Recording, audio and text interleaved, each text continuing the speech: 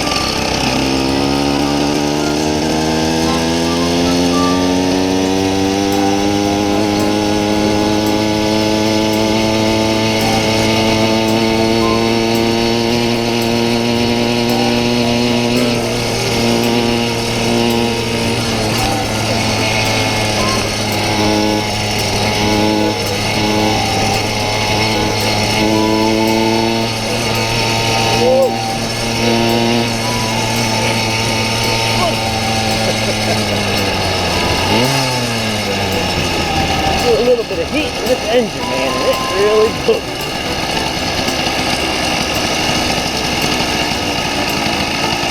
That's not even full, that's like half throttle. This thing cooks, boy. I'm playing. I'm gonna need to get a smaller or a different idle set. Not happy.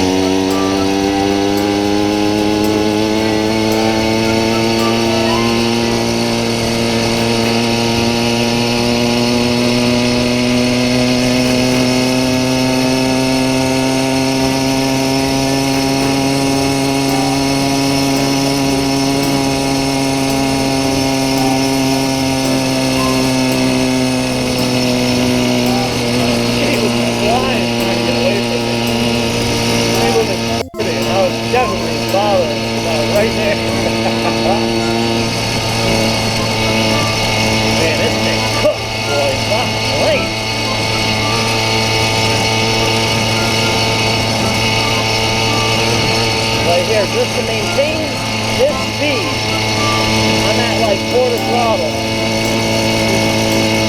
But here, see quarter throttle, 4-stroke. I think I gotta go down on the idle jet.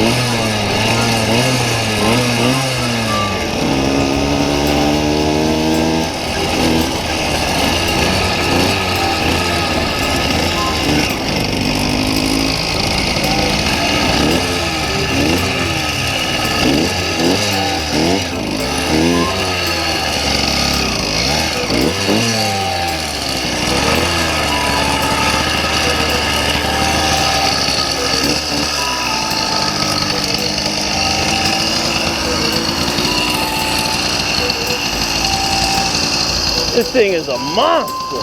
Woo! Alrighty, Roo. Welcome back to the channel. Thank you for tuning in. As always, if you could, hit the like button. If you could, even more important than that, hit the subscribe. Appreciate that. And the little bell notification. Above all, for me, drop me a line, please. Also, you can go over to Johnny's Motorized Bicycles on Facebook group, and you could join that for me. I'd appreciate that. It would definitely benefit. You could post pictures, videos, tell me what you're doing, what you're not doing. My messenger's linked. You can hit me up on there. It's not a problem at all. So today, what we're doing is something simple. Doing a little bit more tuning on that. I got a flat tire here I got to fix, and I'm going to switch out this tire. I've had these tires for a very long time. They definitely got over 10,000 miles on them. And that one's got a big slice in it. I can't really fix it. I'm also going to put in a better mirror, and that might be it. But I just figured I'll give you an update on what's going on. I did take this rim off in the back here, the one I did all the work to, and I seen it already. I've been riding it hard and beating the living piss out of it, to be honest with you, just to see how it's doing, you know, to see if it's going to hold up and stuff. Riding it way harder, hitting more bumps than I normally would, to be honest with you. I do have a bent axle. I saw that when I changed a flat, and it was weird. It was on the trailer side. It might have happened, made it hit a hard bump when I was pulling the trailer. But either way, I can pretty much bend it back straight. Not a big deal. There's minimal, if any, play in the actual bearings. So that is holding up amazing. I will show you close up when we get to it. So I just wanted to bring you in and show you the rim. If I wiggle it crazy hard, you can hear a slight jiggle, but she's good, all in all. See the movement though? The axle definitely got bent. I just noticed that this side's bent too. But to be honest with you, the abuse I'm putting them through, I'm not surprised it bent, but the rims are holding up spectacular. So I think there's a lot to be said about that. I really like these rims. I really like the construction of them. So it is what it is, you know what I mean? So everything's good. I'm going to try to bend the axle straight, and that's about it, really. The proper fix for this is new axle. But we all know I'm not going to do that. Don't we? Nice and smooth action. You can feel one slight, like, just a feather of tension in this one spot. More than likely that's where the axle is not true and binds, but it will just self-clearance, right? Sure, we'll pretend we don't see it. Don't do that at home, guys. I do it because I'm cheap and dumb and just don't care. I'm not gonna throw out the axle. I mean, I do have plenty more axles, don't get me wrong, but at the same time, I don't wanna. I'm sure it will break all in due time and just leave me stranded somewhere, and I'll be looking back at this video and be like, man, I wish I would have just replaced it. But if I do that, then I won't have a video for you guys later, right? So I mean, in reality, I'm just job security or something. This ain't really a job though. Yeah, I don't know. I'm just lazy, guys. What do you want from me? I mean, it's, you know, I could come up with some more excuses too. I mean, it looks like it's gonna rain. I gotta use the bike in a little bit. The axles aren't readily available here. They're at my buddy's house. I mean, if you guys feel you need more excuses, you let me know. But I feel like that's enough right now. Just doing some basic maintenance on mine really right now, getting it running again. All it's really wrong is the flat tire, but all it's really wrong is the flat tire, but I need to get ready to do a different build. I want to do her bike. I think this one's not going to last too long, this motor. To be 100% honest with you. I'm not 100% sure why I feel that way, but I just do. I'm actually super tempted to take the actual cylinder off and look at it and see what's happening on the inside there. Maybe we'll do that today. If you guys ever need wheels, I recommend these big time. However, do not go into it thinking they're direct bolt in. I mean, they are for the first couple miles. The hubs I do not find good at all, but once you do what I did to them, which is a little bit of work. I mean, if you don't beat on them, you could probably get away with the stock hubs because the bearings broke. They're the same ones in the front wheels right now. They ride like butter, but it just broke easily in my opinion. I finished putting the front wheel on. I'm not going to video that nonsense. It's pointless in my opinion. But I wanted to do some other stuff while I was here. I took the plug out, checked the gap on it. It was a little narrow. Read the plug. The plug was saying I was very rich. It was black, which would make sense. So I took the CARB off, but I took the needle out first. A week ago, before this thing stopped working, oh boy, another piece. Before this thing stopped working on me, I noticed that the CARB, well, not that it stopped working, before I got the flat, I noticed that the CARB was tilted on the intake, and I was like, that's weird. My screwdriver out, I tightened it down, and I didn't really think there was a problem, but it still seemed to do the same thing at higher RPMs. Like, it felt like an air leak. I'm like, I don't get it, I don't know where the air leak could be, but it's definitely somewhere. So I took this off, and look, I noticed, it was in my hand now, but when I took it off, I noticed that the thing was laying down, the one fin was laying down. So that's probably where the air leak was. Because when you look at the cracked metal, it's greasy. The reason I took this off is when I took the plunger out, the throttle plunger, I noticed there was a drop of water on top of the needle. So I keep my bikes outside, water obviously got in there. I was like, you know what, let me take the carburetor off because there's probably water in it. When I looked down in it, I saw a drip of water. See right there? There was a drop of water. Oh, there's some more. I like gas actually. So whatever. Oh, no, that's actually water. Yeah. So I was like, whatever, not a big deal. I took it off, and when I took it off, that's when I found this. So I'm really glad that I took this off because I would have been chasing this for a while thinking it's something else. But I'm going to go grab another carburetor. I'm going to toss it on and see if that helps just in general. Alright guys, so I am trying to tune out my bike. It's getting cool. We might get another couple hot days, but I could deal with that. For the most part, the season's changed. I mean, it's October basically, you know? By the time you see this, it will be October. It might be almost November by the time you see this. Now, I was having, well, that's a lot of, can you see the oil dripping out of there? Oh boy, that's not good. You know what that tells me? That tells me that seal in there is probably no good. Because I'm noticing an air leak somewhere. It is saturated in there. What I'm going to do is I'm going to check the squish. And I'm going to take that off and see if the oil's coming from behind. It looks like it's dripping from behind the seal, or if it's just oil that got in there, which is possible. Unlikely, but possible. Considering it looks like it has a pretty good seal all the way around. So only one place oil can come in there from, and that's not good if it is. Look at the squish. Well, it's horrible. It's like a millimeter plus. Over a millimeter. I don't have a digital, so it's about 1.3, I'd say. Really stuck to the head too, I'm noticing. Honestly, my air leak could be coming from this gasket is torched. Look at the way this thing is just fried. Okay guys, I made my decision. I'm taking this motor off because I feel like I need to at least investigate this seal.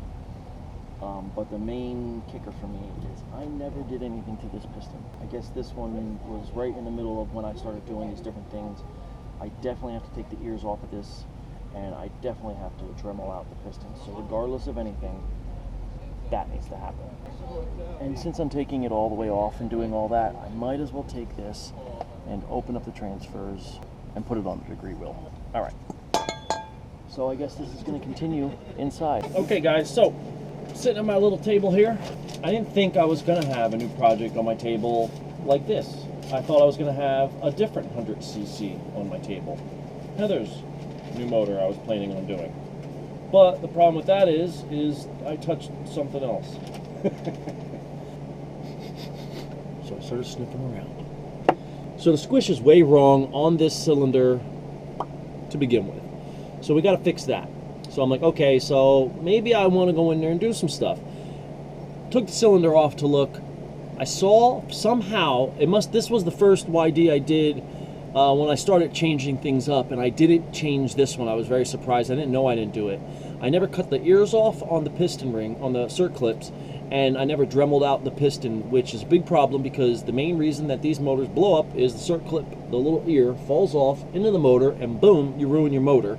Done it many times, learned my lesson. Apparently didn't learn it when I put this one together. Luckily, caught it after I rode it a bunch. Luckily, it didn't break. I'm like, you know what? Taking the motor off, I got to do this work to it regardless. While I'm in there, why not change up the durations and stuff? So we're going to clean it up a little bit. We're going to put the degree wheel on it and all that. Now, I had planned to do that with this motor. Now, you saw in the earlier video I showed you, there is a small wobble on the crank because I noticed a bunch of oil coming out of the stator. You know, the coil had a bunch of oil. When I opened the thing up, a bunch of oil fell out. I'm like, how's it leaking oil? Well, the crank's bent. I thought maybe the seal was bad, but the seal's not bad. The crank is bent. But as it is, I'm going to have to put a different crank in it because this crank is bent, and I don't have the tools here to fix the crank. But that's okay because I have my old original YD100. I could definitely use that one for sure. And we'll take it from there. And since I have it all open, I'm going to obviously fix the piston, the cert clip, and all that. And I am going to check what the duration is for the exhaust and transfers. And while I'm at it, I figure I might as well change it up more. Once it's documented with my handy dandy degree wheel, I'll be able to know exactly what I'm doing. We need this to happen tonight within an hour. Yeah. So once I fire everything up and get it all set up completely and get the degree wheel set up, I'll start writing down the durations and I'll bring you back in and tell you what's going on. Okay, so new update on the motor with the really bad bent shaft. Keep an eye right there. Yeah, keep an eye over here.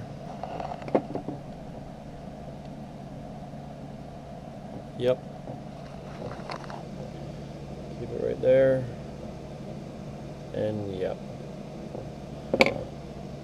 So the whole thing is cattywampus, which doesn't make any sense to me, but it moves together in a weird way, and it does feel like it binds in a weird way. But what I am noticing, when this one comes up, it goes down here. I'm wondering if the crank isn't twisted on itself. I don't know, I'm gonna have to get it out and see. I really don't know how to show you what's happening. The best thing I can come up with, honestly, is this. So, I thought my crank was bent. It is not bent, at least not in the way I thought. It is put on incorrectly, meaning, like, if you look through these holes here, they don't line up. These holes with the holes on the other side, they should be straight through. Yeah, this hole should go straight. You shouldn't see any variation in the hole, like it shouldn't be like slightly to the left of this hole and the other side of the crank. These are put together with this pin. It's a pressure fit. I obviously do not have a hydraulic press, so that puts a little bit of problems for me when it comes to trying to redo it, because I just don't have a hydraulic press. But, so I could show you, okay, so right where the pin is right there. So the pin is directly down, like right at the bottom, right where the table will be now. This table's flat. Okay, I lean it this way, it's up on this edge at the bottom. Same thing here at this edge on the bottom. So it's perfectly flat, ledge to edge. If I spin it a little bit, oh, can you see that? Now it's straight on this crank. That side of the crank, like it's up on the edge, flat, lean, lean. So this is flat. The crank is flat. I'd say close enough where it would balance. If it was by itself, it would completely balance straight up and down on like one side of the crank was not together.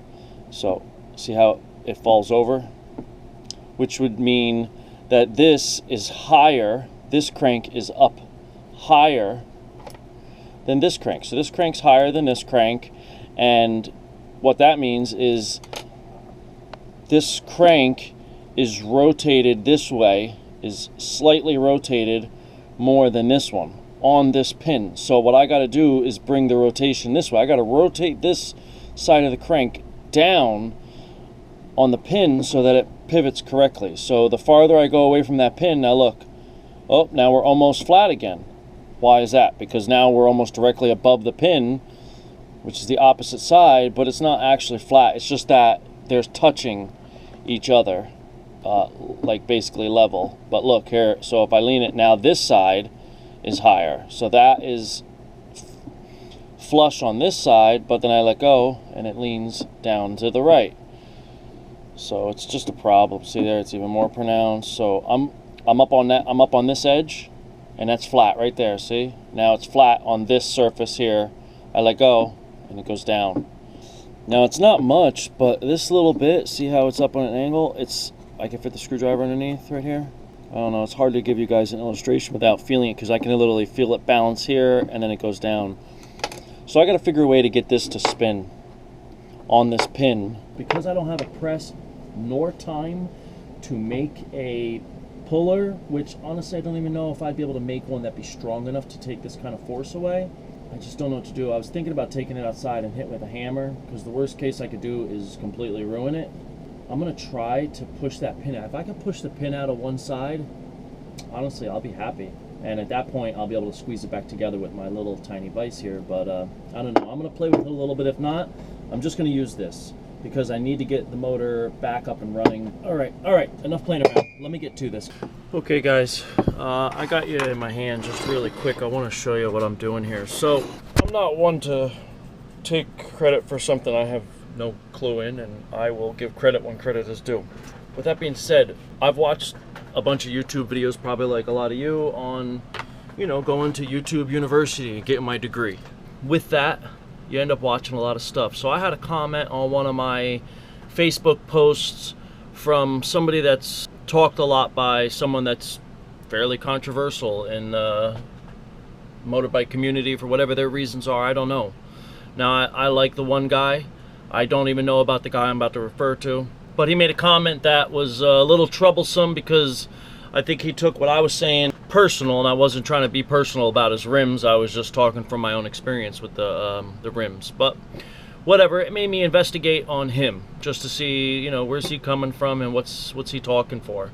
I ended up looking on Darcy Hammond's, I think. So I was watching one of his YouTube videos about porting, and he brought up some, you know, good information in my head that I never really thought about, and I'm kind of pissed at myself for not thinking about it. And that's with the rotation of the motor. Now, we all know it rotates, you know, clockwise. And what that means is, this is the left side of the motor. It spins this way, because this is counterclockwise, but if you're looking at this side, it spins clockwise. So the motor, the crank, rotates this way and spins, spins, spins, spins. That means when the charge comes up, it goes up here and into the transfers. Now, this is the opposite side, nothing done to it yet. So on this side, it spins this way.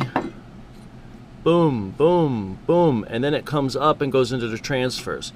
Well, this little area here, it's not really in the way, but if we can make the transition a little smoother into the transfers and get up into that spot, well, why the heck won't we? And I never thought about it. And, you know, everything was pieced out with whatever comment was made and everything. I think he realized I wasn't trying to be mean or anything. I was just making a statement of my own experience, and I thought those rims can be dangerous, or maybe it was just the set of rims I got or whatnot. Either way, don't care, don't make a difference to me. But by investigating to see, you know, why is this guy coming at me like this? Who is he to even think to come at me? Like, what kind of experience does he have? He has some experience, and by some I mean a lot, with pretty much anything to do with motorized bikes. Now, I've never really watched his stuff, but he also goes by DHL Performance. I guess that's his company, or at least the name of what he does. This is the main thing I picked up, is I never thought about the rotation of the transfers. Well, the rotation of the motor in relation to the transfers. So I was a little pissed at myself for not thinking of it myself. However, we get past that. So what I'm doing is I'm porting it. I'm porting the transfer, the case. And a lot of people say, oh, I'm port matching. Now, I haven't port matched to the cylinder yet, because this is old. I just started a couple minutes ago, but that's what I'm doing now. I'm going to port match the case, and now I'm porting the actual case. It spins, and the charge is getting ready to come in. As the piston comes down, it pushes the charge up into the transfers, and I want that transition to be a little bit smoother. And it's not much, I mean, look, but you can see the difference. See here? So it's going this way. This is the same side, just a different motor. YD100. Spinning, and it comes up here and then goes into the transfer. So when you look at this, I mean, when you're thinking about it now, like, come on, man, there's a little bit of a wall now. Yeah, it's, you know, it's not that big of a deal. And how much real difference is this going to make? I don't know, but I'm imagining it's going to make a little bit, because, you know, oh, it's only going to be the smallest little bit of flow.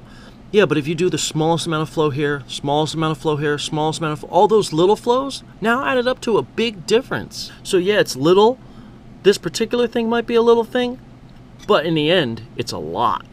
So this is what it looks like stock on this side, and this is what I'm doing right now. So I didn't do much, but I'm basically knocking down this whole wall so that it rolls over and just gets up into this area. And I'm also bringing it deeper so that the actual channel of the air is forced in here, so it's just smoother. So I'm knocking this wall down just a little, and I'm knocking this wall. So I'm basically just cutting this area right here out to go into the transfer and have it a nice smooth transition. So that's what I'm doing, and that's what I'm up to. I just wanted to point that out so you guys could see exactly what I'm doing. Okay guys, this is not final product. I still gotta sand it, but this is after I'm done with the burr. All I did was the burr so far. Came out okay, I think. I don't want to go, I don't know the thickness of the metal. I can take an educated guess, but it's a pretty smooth transition. Once I sand it, it'll be much smoother. But, you know, it comes in and zoosh. I cut this whole area out. This was straight across right here. So that's gone, and now it's in. Same thing with this here. I cut this all off here. Same thing here. Nice, smooth in. Boom. And we still got a case match the transfers. Cut this area, this whole thing. But I mean, we're pretty good, I think. And I tried to make them equal. It's very hard because they're, first of all, they're just they're a weird shape. So best I could do, I guess. First time ever doing it. So we'll see how it goes, right? Okay, so as you know, we learn as we go, especially when it's the first time doing something. I was keeping my eyes out and trying not to burn through. And obviously, since I'm talking about burning through, I must have done it. Yep. But is what it is. Not a huge deal. Not actually even worried about it. On this side of the case, it's a much thicker over here because there's just more going on. On this side, it's on the outside. Nothing else going on. And then if you look right there, can you see that? Boom. There is definitely a hole right there. Not a big deal. So I roughed it up out here, actually. I'm gonna fill this all in with JB Weld, quick weld. Let that harden up over the next couple hours while I'm doing the rest of this. And it should honestly be totally fine. And then I'll just grind it down and smooth it out. And then this side, when I finally do the final steps, I will sand it out. If it doesn't work, it doesn't work. And we just go to another case. Not a big deal, to be honest with you. I'm not even stressing it a little bit. So, okay, let's see. See how it goes, right? And what's the worst that could happen? It not work. It's already not working. Yep. So, I did it, just so you know. It's poking through, just like I want. I put an excess amount on. Why not? As long as it adheres well, and that's why I roughed up this side, to give it tooth. Something to grab onto. Teeth. They grab, they bite. So that's what you do. You rough it up so it has something to grab onto, and for future reference, now I know how far I can go. Alright, just wanted to share that with you guys. I try not to hide any BS. I try to tell you all the nonsense and BS that I end up doing and messing up on, so glad I could share it with you. So I did some measurements. I got the degree wheel on it. The exhaust opens right now at 94 degrees. It closes at 268 degrees. That's 174 degrees of duration. It's actually not bad. The transfers open at 132 degrees. They close at 230. That's 98 degrees of duration. Not that good. The blowdown then is 38 degrees of blowdown. But as it sits we have way too much blowdown, which explains why this thing wants to rev to the moon, and it just like chokes out, like there's nothing left, like it just can't go anymore. It's crazy. This thing just feels like it would rev forever, and that explains it. But it also explains why it kind of feels like a dog on takeoff, because the exhaust is not really that high. It's kind of a low revving exhaust height, to be honest with you. I prefer it to be 180, so I already got a huge port on here, so I really don't know if I'm going to take and do that, if I'm being 100% honest with you. Now I can take the piston and grind down the walls of the sides of the piston to get more duration out of the transfers, and I might do that just so that I don't have to take as much out of the actual transfers, but I'm not 100% sold on that yet. Alright, I need to get that blowdown to at least like 26, 24, I'd rather 22 to be honest. I don't know. We'll see what comes up.